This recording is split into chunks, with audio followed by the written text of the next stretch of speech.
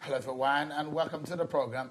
This is Politics Today live on Channels Television. I'm Sean Kimbaloye. Let's begin tonight with some news coming from London, where President Muhammadu Buhari is observing a private visit. And as they say, that the president will attend to state affairs while he's away. And also, the president has signed the amended Deep Offshore Act, stating that Nigeria will now receive its fair, rightful and equitable share of income from the country's natural resources. A statement from the presidency quotes saying, President Buhari, today is an important day for all Nigerians, but particularly the young generation. The president also says a combination of complicity by Nigerian politicians and feet dragging by oil companies has for more than a quarter century conspired to keep taxes to the barest minimum above $20 per barrel, even as now the price is some 3 times the value. With the signing, the statement adds that for the first time under the amended law, 200 million Nigerians will start to receive a fair return on the surfeit of resources of Nigeria. Increased income will allow for new hospitals, schools, infrastructure, and jobs. The chief of staff to the president, Abba Kyari, was with the president when he signed the act. We have all the political stories for you on our political roundup. Take a look.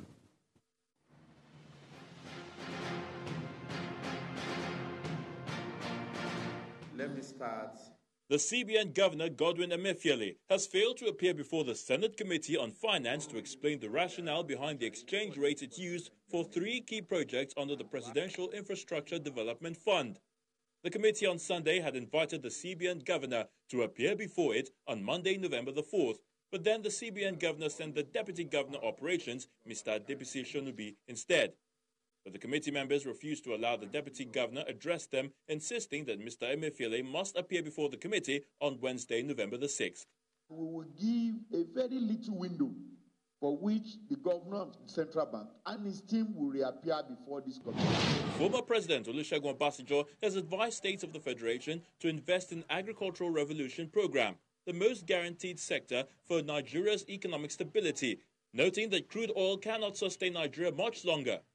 Mr. Obasanjo made the call in Gwer East Local Council of Benue State shortly after the foundation-laying ceremony of the Makurdi Catholic Diocesan Special School for Children with Special Needs. One of the things that we must be emphasizing in this state and in all states is there's no alternative to agriculture. Governor Nasir El-Rufai of Kaduna State has called for the inclusion of more women in decision-making and governance for the growth and economic advancement of the country.